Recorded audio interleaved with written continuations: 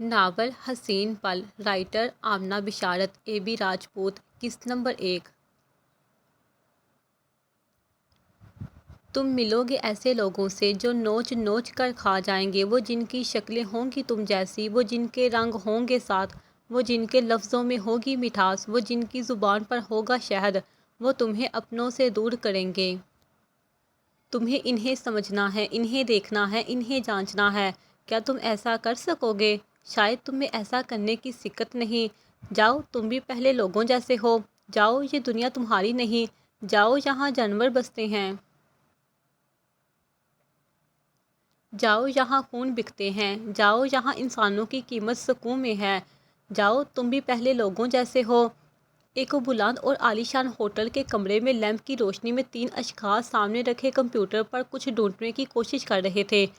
کھڑکی کے پاس کھڑا ایک شخص ہونٹوں میں سگریٹ لیے دعا باہر کی جانب چھوڑتے ہوئے بولا، کچھ پتہ چلا؟ اس شخص کی داڑھی اور مونچھیں اور اس کا روب دبدبا بخوبی بتا رہا تھا کہ وہ شخص کوئی معمولی آدمی نہیں تھا۔ نہیں سر، ابھی تک کچھ پتہ نہیں چلا، کمپیوٹر سامنے رکھے شخص نے افسوس سے کہا تھا۔ کھڑکی کے پاس موجود شخص نے سگریٹ کو ہاتھ میں پکڑا اور گہری سانس لیتے ہوئے بولا، اسکورپیو کو ڈھونڈنا ضروری ہے، بے حد ضروری۔ ہو سکتا ہے سر، 9 اگست کی رات آگ سے جلس کے مر جانے والوں میں اسکورپیو سر بھی ہوں۔ آنکھوں میں ہلکی سی نمی تھی اور بات کرتے ہوئے اس شخص کا لہجہ غمگین تھا۔ کھڑکی کے پاس کھڑا شخص مسکرایا اور سگریٹ کو پاؤں سے مسلا اور بولا، اگر وہ 9 اگست کی رات شہید ہو گیا ہوتا تو کسی میں اتنی ہمت نہیں تھی کہ ڈینی کے آدمیوں کو 11 اگست کی رات مارتے۔ وہ ہمت صرف اسکورپیو میں ہی ہے۔ اس شخص کی بات سے وہاں موجود سب اشخاص کے چہروں پر مسکراہٹ ابھری تھی۔ اسکورپیو کا نام ہی ہر جگہ کافی تھا۔ کہاں ہو تم اسکورپیو؟ یہ سوال سب کے ذہن میں تھا۔ ہم کو مٹا سکے یہ زمانے میں دم نہیں، ہم سے زمانہ خود ہے، زمانے سے ہم نہیں۔ اگر میری عبادت ہو دوزخ کے ڈر سے تو دوزخ میں مجھ کو جلا دینا یا رب۔ اگر میری عبادت ہو جنت کی خاطر تو جنت سے محروم کر دینا یا رب۔ اگر میری عبادت صرف عبادت ہو تیری تو فنا اپنی عبادت میں کر دینا یا رب۔ صحن تاریک تھا اور اس تاریک صحن میں اللہ اکبر کی آوازیں گونج رہی تھیں۔ صحن میں پانی والا کولر بغیر پانی کے گرم ہوا اپنے سامنے لیے اشخاص پر پھینک رہا تھا۔ کولر کے سامنے 5 چارپائیاں بچھی ہوئی تھیں۔ اللہ اکبر، اللہ اکبر، اللہ اکبر، اللہ اکبر۔ اذان کی بلند آواز سوئے ہوئوں کو جگا رہی تھی۔ 5ویں چارپائی پر لیٹے نفوس میں ہلچل ہوئی۔ اپنے اوپر اوڑھی چادر کو کھینچ کر اتارا، اپنا دائیں ہاتھ چارپائی کے اطراف پر پھیرا اور پھر اپنی مطلوبہ چیز ملنے پر منہ میں الحمدللہ کہا۔ اشہد ان لا الہ الا اللہ، اشہد ان لا الہ الا اللہ۔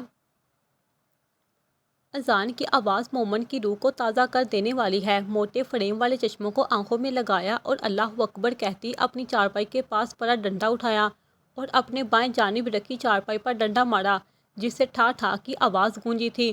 اس کے بائیں جانب رکھی چارپائی تو خالی تھی، لیکن اس کے ساتھ والی چارپائی پر لیٹے شخص کے کانوں میں ڈنڈے کی آواز زیادہ اور اذان کی آواز کم گونجی تھی۔ دادی سونے دے۔ تیسری چارپائی پر لیٹے شخص نے چادر کو پاؤں کی مدد سے اپنے اوپر سے اتارا تھا اور بدمزاح ہو کر بولا تھا، اٹھ جا اب، دیکھ عبداللہ اذان دے رہا ہے۔ اشہد ان محمد رسول اللہ، اشہد ان محمد رسول اللہ۔ اس لڑکے نے کوئی ہلچل نہیں کی تو اس عورت نے اپنی چارپائی کے پاس رکھا سٹیل کا گلاس پکڑا اور زمین پر کھینچ کر مارا۔ سیمنٹ اور بجری کے مکسچر سے بنے فرش پر گلاس کے گرنے کی آواز ایسی تھی جیسے کسی نے ان کے صحن میں گولی چلائی ہوئی ہو۔ گلاس گرا اور صحن میں موجود سب سوئے ہوئے تھے اشخاص پر اپنی چارپائی پر اٹھ کر بیٹھ گئے۔ دادی، دادی، کبھی سکون سے سو لینے دیا کرو۔ خبردار، عدیلہ کار سے دادی کے پاس گلاس رکھا۔ تیسری چارپائی سے اٹھتے شخص نے دوسری چارپائی پر بیٹھی شخصیت کو دیکھتے ہوئے دانت پیس کر کہا تھا، چپ کر جائیں حیدر صاحب۔ دادی کے لہجے پر نہ چاہتے ہوئے بھی عدیلہ کھل کر مسکرائی۔ دادی چہرے پر ظاہری مسکان سجائے بولی، آپ اجازت دیں حیدر صاحب تو کیا آپ کو یہاں مخمل کا بستر لگا دیا جائے؟ دادی کی بات مکمل ہوتے ہی صحن میں عدیلہ کا قہقہ تو گونجا تھا اور برآمدے میں جائے نماز بچھائے وہ عورت کھل کر مسکرائی تھی۔ حیدر نے چادر کو چارپائی سے نیچے پھینکا اور منہ پھلائے چارپائی سے نیچے پاؤں لٹکائے اس کی عمر 21 سال تھی۔ بال گھنگریالے، آنکھوں کا رنگ کالا، تیکھے نین نقوش، بکھرے ہوئے بال ماتھے کو ڈھانپے ہوئے تھے۔ وہ اس وقت اپنی زندگی سے مکمل اکتایا ہوا تھا۔ چل اٹھ، شرم نام کی تجھ میں کوئی چیز نہیں ہے، اس عمر میں تہجد بھی نہیں چھوڑتے اور تو فرض کے لیے بھی نہیں اٹھتا۔ دادی نے اپنے چشمے کو درست کرتے ہوئے کہا تھا۔ حیدر منہ پھیلا کر اپنی جگہ سے کھڑا ہو گیا۔ اس کا رخ صحن کے دائیں جانب بنے چھوٹے سے واش روم کی طرف تھا۔ عدیلہ، مجھے بھی وضو کروا دیں۔ حی علی الصلاۃ، حی علی الصلاۃ۔ عدیلہ نے اپنی دادی کی آواز پر اپنے بالوں کا جوڑا بنایا اور بیزاری سے اٹھ کھڑی ہو گئی۔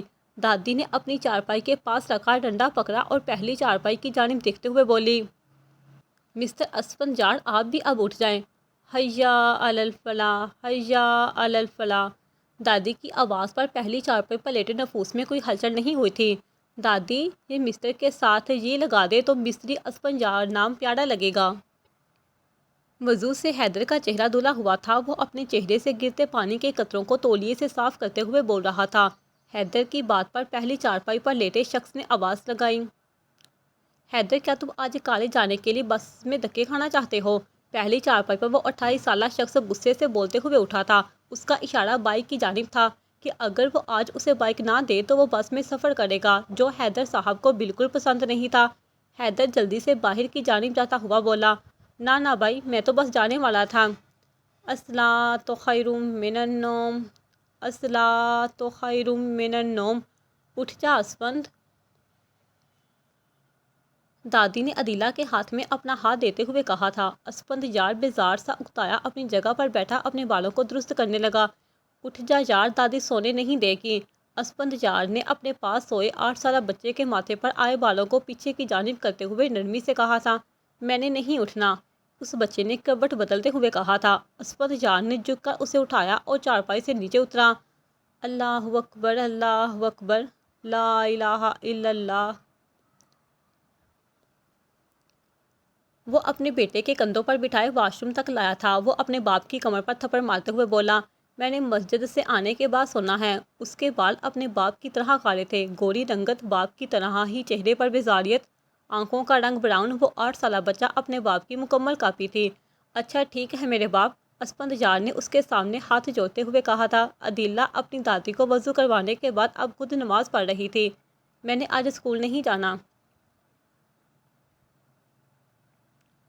وہ 8 سالہ بچہ اسفنجار کے کندھوں پر بیٹھا منہ پھیلا کر بولا تھا۔ اس کے چہرے سے پانی کے قطرے اسفنجار کے بالوں کو بھگو رہے تھے۔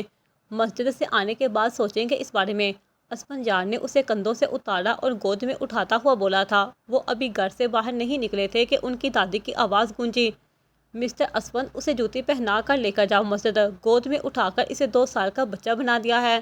اسفنجار ان کی بات پر مسکرا دیا، البتہ اس کی گود میں دھنین کے چہرے پر غصہ ابھرا تھا۔ عزیز تر مجھے رکھتا تھا وہ رگے جان سے، یہ بات سچ ہے، میرا باپ کم نہ تھا ماں سے۔ آنکھ اشک بار سہی، دل یہ گناہ گار سہی، بندہ تو تیرا ہوں، بندہ یہ خطا کار سہی۔ السلام علیکم ورحمۃ اللہ وبرکاتہ۔ سب سے پہلے آپ سب کو اس ادارے میں ویلکم۔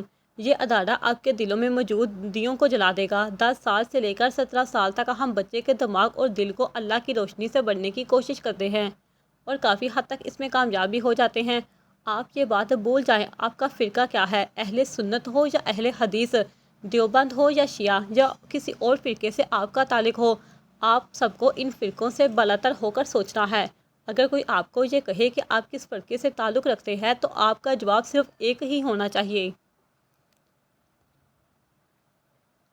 میں مسلمان ہوں۔ ہم 7 سال تک آپ کے اندر اسلام کی روشنی کو داخل کرنے کی کوشش کریں گے اور ان 7 سالوں کے بعد آپ جس فرقے میں داخل ہونا چاہیں آپ اس فرقے میں داخل ہو سکتے ہیں۔ 40 سال کا وہ شخص چہرے پر مسکراہٹ سجائے اور ہاتھ میں فائز پکڑے اسٹیج پر کھڑا اپنے سامنے موجود 60 بچوں سے مخاطب تھا۔ یہ کسی ادارے کا حال معلوم ہوتا تھا جس کی دیواروں پر قرآن مجید کی آیات اور حضرت محمد صلی اللہ علیہ وآلہ وسلم کی احادیث مبارکہ تھی۔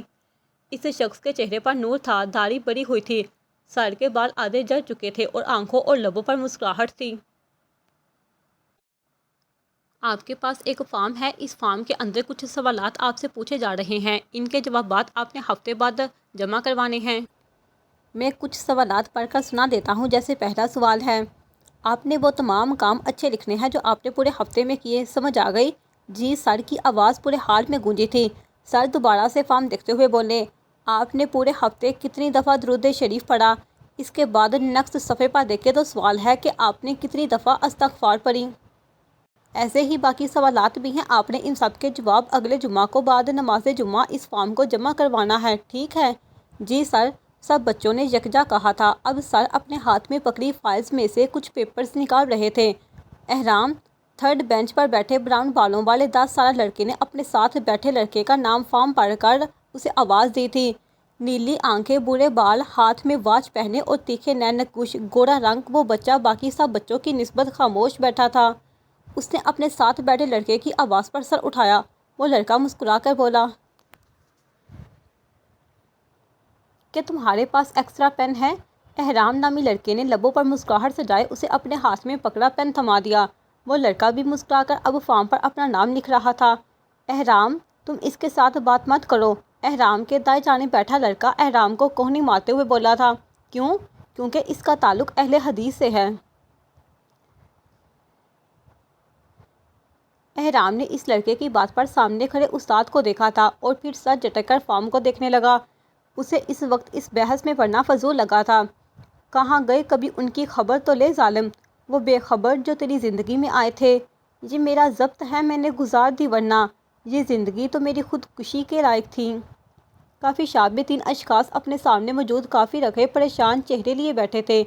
کیا تم جانتے ہو اسکورپیو کو؟ یہ سوال کرنل فاروق کا تھا، جو پچھلے 3 سال سے اسکورپیو کو ڈھونڈنے میں اپنا قیمتی وقت صرف کر رہے تھے۔ ان کے سامنے موجود شخص نے مسکرا کر کہا، اسکورپیو سر کو کون نہیں جانتا؟ اپنا لکھا مجھے معیوب لگا تھا۔ وقت لکھ کیا تعارف میرا؟ اس کے لہجے میں اسکورپیو کے لیے عزت، احترام سب کچھ تھا۔ کرنل فاروق جٹ بولے، اسکورپیو کہاں ہے اب؟ اس شخص نے اپنی داڑھی میں کھجلی کرتے ہوئے کہا، معلوم نہیں، میری ان سے 7 اگست کو میٹنگ تھی، لیکن مجھے حکم نے کال کی اور کہا کہ میٹنگ 10 اگست کو ہوگی۔ کرنل فاروق کے ساتھ بیٹھا 24 سالہ راسم جلدی سے بولا، کیوں، تم نے پوچھا نہیں؟ جکمان نے کہا کہ اسکورپیو سر کو کوئی ضروری کام ہے، انہیں جے کے سے ملنا ہے، تو میں نے کہا ٹھیک ہے۔ اس شخص نے معمولی انداز میں بات کی، لیکن کرنل فاروق کھوئے سے بولے، جے کے سے ملاقات تھی اس دن؟ وہ جلدی سے اپنی جگہ سے اٹھتے ہوئے راسم کی جانب دیکھ کر بولے، ہمیں جے کے سے ملنا ہوگا۔ کرنل فاروق اور راسم وہاں سے چلے گئے تو کافی شاپ میں بیٹھے اس شخص نے کافی کا مگ لبوں کو لگایا۔ اس کے خیال میں اسکورپیو کو ڈھونڈنا ان کے لیے فضول تھا، کیونکہ اسکورپیو سے ملاقات وہی کر سکتا تھا جس سے اسکورپیو ملاقات کرنا چاہے۔ یہ تیرا شہر نہیں ہے کہ میں سمٹا ہی رہوں، دشت میں سب آؤ اداب میرے اپنے ہیں۔ جڑی تھی اس کی ہر ایک ہاں فقط میری ہاں سے۔ یہ بات سچ ہے، میرا باپ کم نہ تھا ماں سے۔ میں نے سکول نہیں جانا۔ یونیفارم پہنے دنین نے اپنے جوتے صحن میں پھینکتے ہوئے غصے سے کہا۔ کچن میں روٹی بناتے عدیلہ بس اس کی حرکت پر مسکرا گئی۔ ہر ہفتے اور پیر کو وہ یہی ڈرامہ کرتا تھا۔ حیدر اپنی دادی کے پاس بیٹھا لسی پی رہا تھا۔ اس کی ماں شازیہ بیگم پاس رکھی چارپائی پر بیٹھی لہسن چھیل رہی تھی۔ وہ سب بس اس کی حرکتیں دیکھ رہے تھے، کیونکہ جانتے تھے اسے صرف اس کا باپ قابو کر سکتا ہے۔ بس آج چلے جاؤ، کل چھٹی کر لینا۔ اسفند جان نے صحن سے اس کے کالے جوتے پکڑے اور اسے گود میں اٹھا کر اپنی ماں کے پاس چارپائی پر بٹھایا اور خود اس کے پاؤں میں جوتے ڈالنے لگا۔ نہیں، مجھے آج چھٹی کرنی ہے، دنین نم آنکھوں سے اب کی بار دھیمے سے بولا تھا۔ شازیہ بیگم نے آگے بڑھ کر اسے اپنی گود میں بٹھایا اور اسفند جان کو اس کے لیے ناشتہ لینے بھیج دیا۔ وہ اپنی دادی کی گود میں بھی اچھل رہا تھا۔ کیوں نہیں جانا اسکول؟ کل ماسٹر صاحب کی بیٹی کی مہندی ہے۔ دنین نے اپنی گول گول آنکھیں سٹپٹا کر کہا تھا۔ اسفند جان نے اس کے کھلے منہ میں پراٹھے کا لقمہ ڈالا اور بولا، کل مہندی ہے تو آج کیوں چھٹی کرنی ہے؟ دنین باپ کو جواب دینے کی بجائے اس سے لپٹ گیا۔ اسفند جان نے اس کی کمر پر تھپکی دی اور بولا، میرے بیٹے نے چاچو سے زیادہ پڑھنا ہے اور اچھے نمبر لینے ہیں، پھر میرا بیٹا پائلٹ بنے گا۔ نہیں، مجھے ڈاکٹر بننا ہے۔ دنین نے باپ کو آنکھیں دکھاتے ہوئے کہا۔ حیدر اس کا بیگ کمرے سے لایا اور اس کے پاس رکھتے ہوئے بولا، ڈاکٹر بننے کے لیے بھی پڑھنا پڑتا ہے، اس لیے چپ چاپ اسکول چلو۔ حیدر نے اسے آنکھیں دکھا کر تھوڑا سخت لہجے میں بولا تھا۔ دنین کے آنسو ٹپ ٹپ آنکھوں سے گرنے لگے۔ وہ باپ کے سینے میں منہ چھپائے بولا، بابا چاچو ڈانٹ رہے ہیں۔ اس کی حرکت پر دادی ماں نے تو کانوں کو ہاتھ لگایا۔ اسفندیار نے حیدر کے پاؤں پر پاؤں مارا اور بولا، چل بھاگ جہاں سے میرے بیٹے کو ڈانٹتا ہے، خبردار کسی نے میرے بیٹے کو ڈانٹا۔ حیدر مسکراتا ہوا اپنا بیگ کمرے سے لینے چلا گیا۔ اسفندیار نے دنین کو گود میں اٹھایا اور باہر کی جانب بڑھتے بولا، میں اپنے بیٹے کو آج خود گود میں اٹھا کر اسکول چھوڑ کر آؤں گا اور لے کر بھی آؤں گا۔ باپ کی بات پر دنین نے کوئی رد عمل ظاہر نہیں کیا تھا، اس نے باپ کے سینے میں ہی منہ چھپائے رکھا تھا۔ اسفند دکان کھولنے سے پہلے گھر پر چکر لگانا۔ شازیہ بیگم نے ان کے گھر سے نکلنے سے پہلے آواز لگائی تھی۔ اسفندیار نے باہر کی جانب جاتے ہوئے بس ہاں میں سر ہلایا تھا۔ وہ گھر سے باہر نکلے تو باہر لوگوں کا رش تھا۔ کسی کا بچہ اسکول نہ جانے کی ضد کر رہا تھا تو کوئی اپنے بچے کو زبردستی کام پر لے جا رہا تھا۔ اسفندیار دنین کو گود میں اٹھائے اس کے اسکول کی طرف بڑھ رہے تھے۔ السلام علیکم ورحمۃ اللہ وبرکاتہ۔ اسفند بھائی، یہ دنین کو روز ہفتے اور پیر کے دن اسکول چھوڑ جانے کی ڈیوٹی آپ کی ہوتی ہے؟ یہ آواز عبداللہ کی تھی۔ گاؤں میں 3 مساجد تھیں لیکن سب عبداللہ کو ہی امام بنانے پر تلے ہوئے تھے۔ وہ 23 سالہ گوری رنگت والا لڑکا، اس کی آنکھوں کا رنگ نہ بھورا تھا اور نہ ہی کالا، بس جو کوئی اس کی آنکھوں میں دیکھتا وہ ڈوب جاتا تھا۔ مسکراہٹ اس کے چہرے پر چھائی رہتی تھی۔ وہ عید کی نماز ہو یا جمعہ، کسی بھی نماز کا معاوضہ نہیں لیتا تھا۔ اس کے ہونٹوں کے پاس دائیں جانب تل تھا جو اس کے چہرے کو 4 چاند لگاتا تھا۔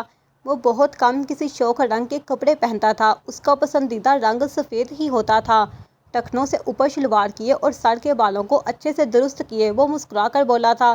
اسفندیار نے اپنے بیٹے کو دیکھا جس نے عبداللہ کی آواز پر اپنے باپ کے سینے سے زور سے تھپڑ مارا تھا۔ اسفندیار اکتا کر بولا،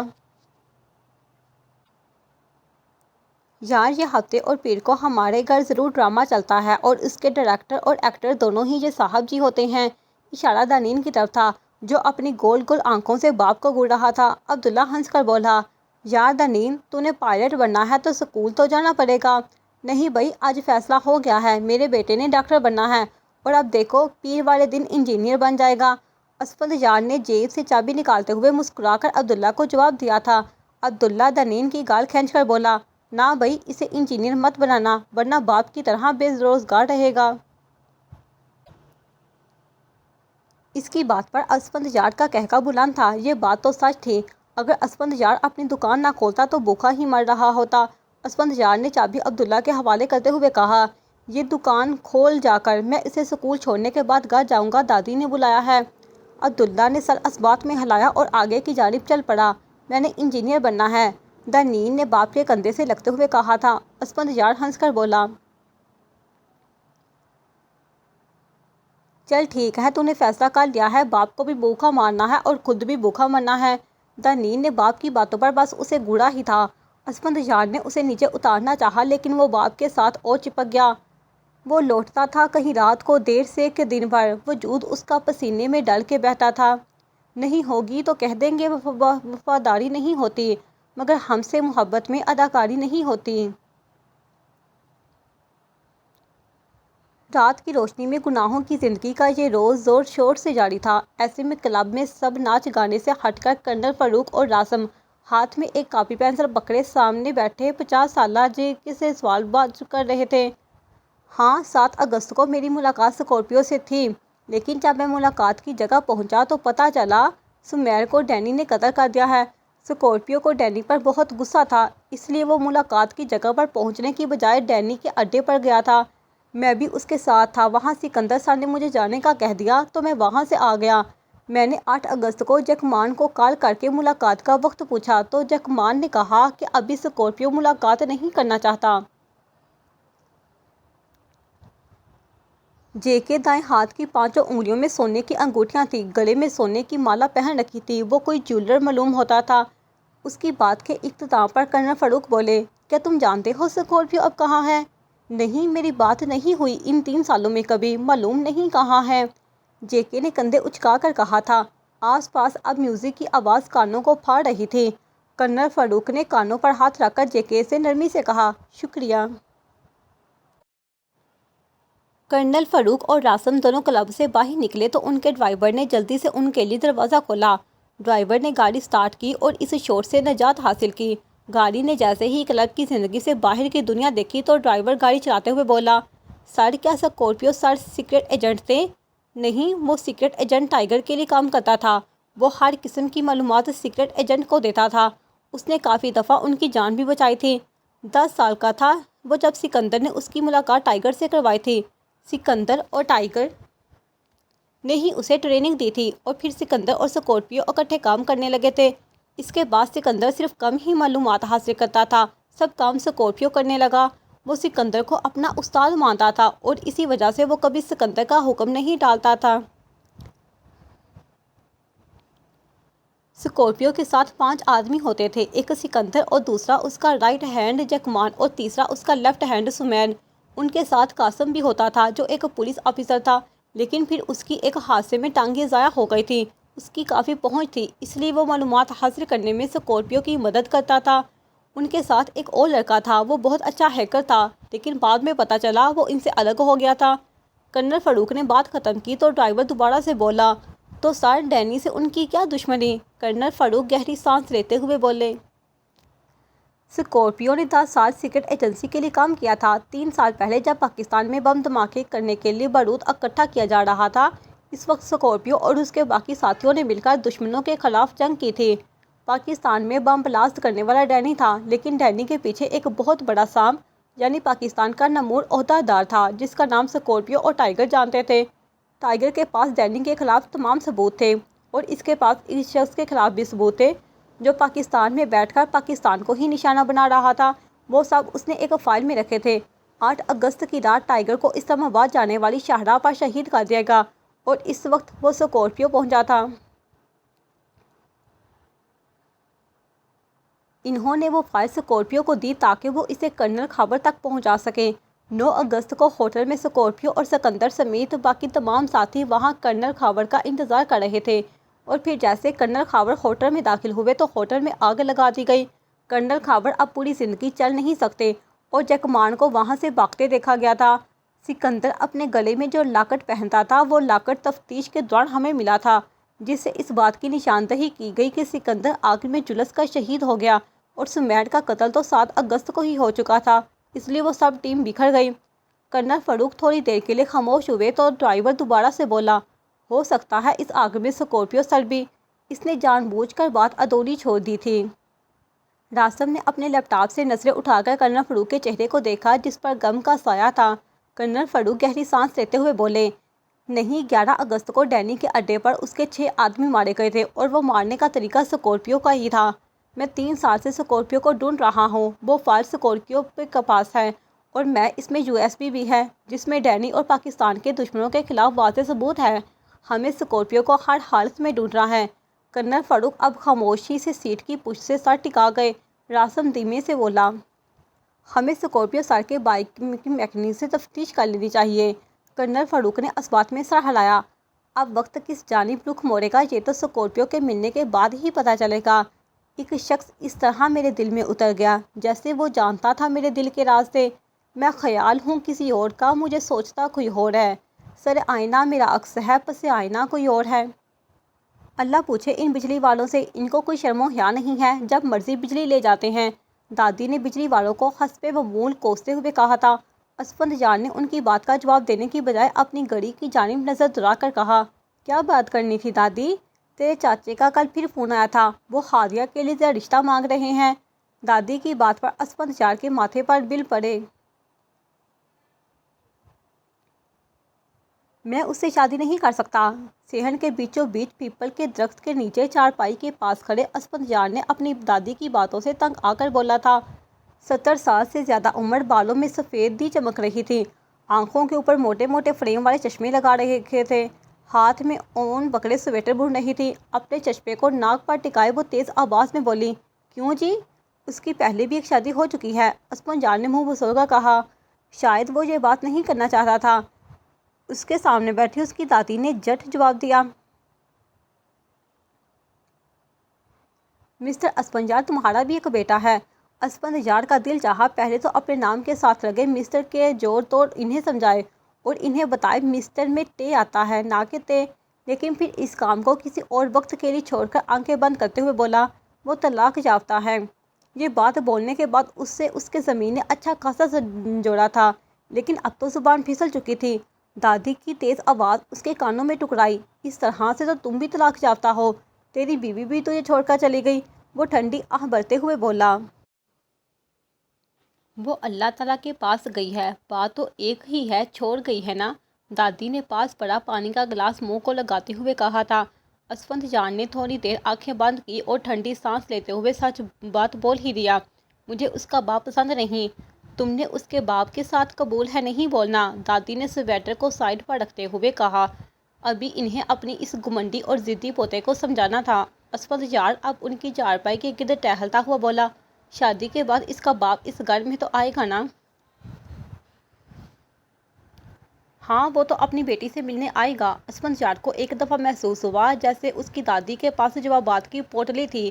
جیسے ہی ان کا پوتا کوئی بہانہ بناتا، وہ اس بہانے کو رد کرنے کے لیے اپنی جوابات کی پوٹلی کھولتی اور جھٹ سے جواب دے دیتی۔ وہ اپنی دادی کے پاس بیٹھ کر دھیمے سے بولا، دادی جی، ان لوگوں نے عدیلہ کا رشتہ ٹکرایا تھا۔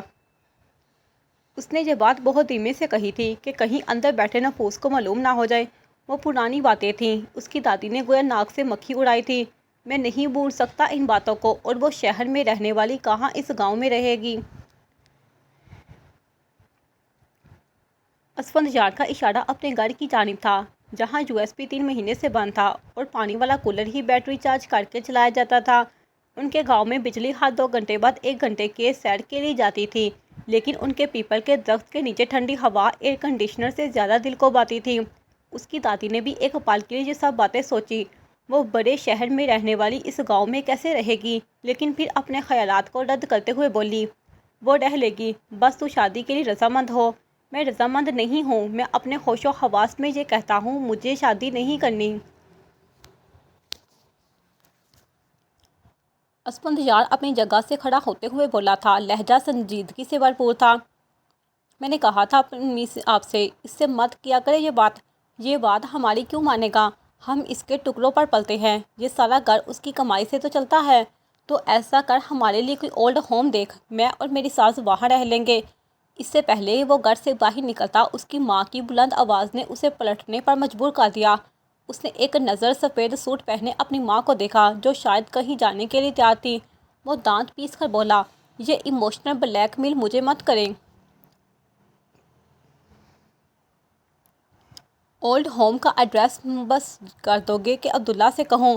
اس کی ماں شازیہ بیگم نے اپنے سر پر لی چادر کو درست کرتے ہوئے کہا تھا۔ اسفند جان چلا کر بولا، بس کر دے ماں، چڑھ جاؤ گی سولی پر، لیکن دیکھ لینا دونوں بعد ہی وہ شہر میں رہنے کے لیے ضد کرے گی، پھر دونوں ساس اور بہو بیٹھ کر لوڈو کھیلنا۔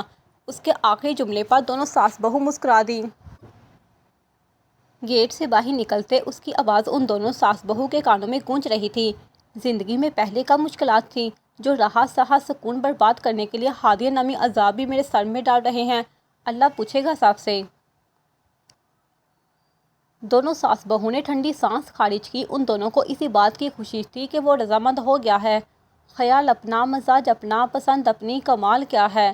جو یار چاہے وہ حال اپنا بنا کے رکھنا، کمال یہ ہے۔ آج کل ہمارا موضوع ہے غیبت۔ سر احتشام نے ہمیشہ کی طرح وائٹ بورڈ پر کالے مارکر سے بہت خوبصورت انداز میں آج کے موضوع کا نام غیبت لکھا تھا۔ کیا کوئی جانتا ہے غیبت کیا ہے؟ چہرے پر ہمیشہ کی طرح مسکراہٹ سجائے انہوں نے کلاس میں موجود بچوں سے پوچھا تھا۔ احرام بہت توجہ سے ان کی باتیں سن رہا تھا۔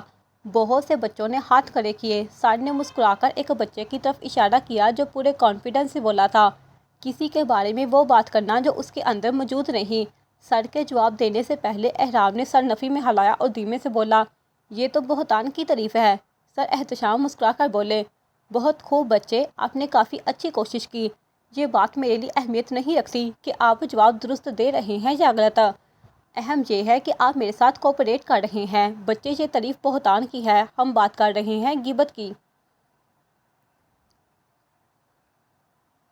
وہ بچہ بنا شرمندہ ہوئے بیٹھ گیا۔ کیا کوئی اور بتانا چاہے گا؟ اب کی بار بہت سے بچوں کے ہاتھ کھڑے تھے۔ احرام نے اپنا ہاتھ اوپر کیا اور سر نے اس کی طرف اشارہ کیا۔ احرام نے سب بچوں کی جانب ایک نظر دوڑائی اور سنجیدگی سے بولا، غیبت کسی کے پیٹھ پیچھے کی جانے والی ایسی بات ہے جو اس کو بری اور ناگوار لگے، چاہے یہ برائی اس میں موجود ہو۔ شاباش، بہت اعلیٰ، سر نے مسکرا کر اس کی تعریف کی۔ احرام نے بس سر کو مسکرا کر ہلایا اور بیٹھ گیا۔ اب سر وائٹ بورڈ پر کچھ لکھ رہے تھے اور بول رہے تھے، ہماری زبان جسم کا ایک چھوٹا سا ٹکڑا ہے، لیکن یہ ایک ٹکڑا پورے جسم کو جنت میں بھی لے کر جا سکتا ہے اور جہنم میں بھی۔ چگلی ایک کی دوسرے کے سامنے غیبت ہے، جس سے اس کا دل دوسرے سے برا ہو جائے اور اس سے ناراضگی پیدا ہو جائے۔ دو لوگوں کا جھگڑا بھی ہو سکتا ہے۔ سر کے تو احرام بولا، غیبت کو ہم اتنا معمولی کیوں سمجھتے ہیں؟ سر اس کی بات پر مسکرا کر بولے، یہ ہمارے علم کی کمی ہے، یا پھر اس میں علم پر ہمارا اتنا یقین نہیں ہے کہ غیبت کے بغیر ہماری بات چیت مکمل نہیں ہوتی۔ یہ بڑے گناہوں میں سے ایک بڑا گناہ ہے۔ شراب اور زنا سے بدتر گناہ غیبت ہے۔ بیت اللہ کی طرف تو ہم پاؤں تک نہیں کرتے، لیکن ایک مسلمان کی عزت کا تقدس بیت اللہ سے بڑھ کر ہے اور ہم اسی کی غیبت کرتے ہیں۔ یہ گناہ ہماری ریاستوں اور عبادات کو کھاتا جا رہا ہے، نیکیوں کا پلڑا ہلکا خالی ہو رہا ہے۔ غیبت اپنے سے بڑے گناہ بول دیتی ہے، جیسا کہ بہتان اور تہمت۔ اگر ہم کسی کے عیبوں کے پیچھے لگ جائے تو جان لیجیے رب ہمارے عیبوں سے پردہ اٹھا دے گا، رسوائی کی ذلت اٹھانی پڑے گی۔ سب بچے ان کی باتوں کو غور سے سن رہے تھے۔ سر نے وائٹ بورڈ پر لفظ علاج لکھا اور بولے، غیبت کا ایک سنگین گناہ ہونے کا اندازہ تو ہمیں ہو گیا ہوگا، اب اس کا علاج دیکھتے ہیں۔ جس کی غیبت کی ہے اس کے لیے اللہ سے دعا مانگے۔ غیبت کے بارے میں آیات احادیث بار بار پڑھیے۔ لائبریری میں اس کے بارے میں آپ کو کتابیں مل جائیں گی۔ باتیں کرنا کم کیجیے، کیونکہ جتنا زیادہ بولیں گے اتنا ہی غیبت کرنے کا چانس بڑھے گا۔ آپ سے تول اور سوچ کر بولنا شروع کیجیے۔ سر وائٹ بورڈ پر پوائنٹس لکھتے جا رہے تھے۔ احرام کے اب ان پوائنٹس کو نوٹ کر رہے تھے۔